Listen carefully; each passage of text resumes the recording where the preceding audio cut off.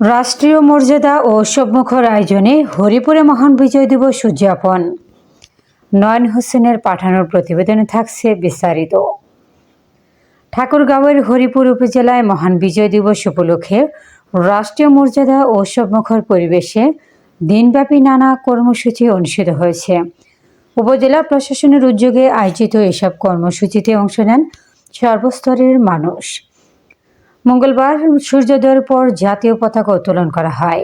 পরে বেলুন ও শান্তির প্রতীক পায়রা উড়িয়ে দিবসটির আনুষ্ঠানিক সূচনা ঘোষণা করা হয়। দিনের প্রথম প্রহরে হরিপুর কেন্দ্রীয় শহীদ মিনারে পুষ্পস্তবক অর্পণের মাধ্যমে জাতির শ্রেষ্ঠ সন্তান বীর শহীদদের স্মরণ ও তাদের আত্মত্যাগের প্রতি গভীর শ্রদ্ধা নিবেদন করা হয়।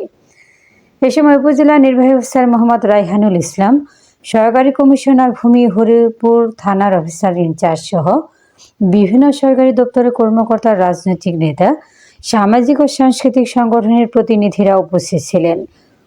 দিবসটির অন্যতম আকর্ষণ ছিল বিজয় মেলা। সকাল 11টায় হরিপুরের সরকারি পাইলট উচ্চ বিদ্যালয় মাঠে আনুষ্ঠানিকভাবে মেলার উদ্বোধন করা হয়।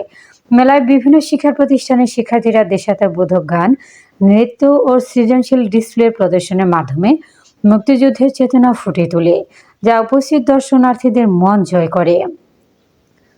উপজেলা নির্বাহী অফিসার মোহাম্মদ রায়হানুল ইসলামের সভাপতিত্বে আয়োজিত আলোচনা সভায় 1.5 শতাধিক বীর মুক্তিযোদ্ধাকে সম্মাননা প্রদান করা হয়। এছাড়া মহান বিজয় দিবস উপলক্ষে শিশুদের চিত্রাঙ্কন প্রতিযোগিতা ও নানা ধরনের ক্রীড়ার প্রতিযোগিতার আয়োজন করা হয়। প্রতিযোগিতা শেষে বিজয়ীদের হাতে পুরস্কার তুলে দেওয়া হয়। দিনব্যাপী এসব কর্মসূচির মধ্য দিয়ে আনন্দ, গর্ব ও দেশপ্রেমের আবহে হরিপুর উপজেলায় যথাযোগ্য মর্যাদায় মহান বিজয় দিবস উদযাপিত হয়। আমাদের বাংলাদেশের এবং এই বাঙালিদের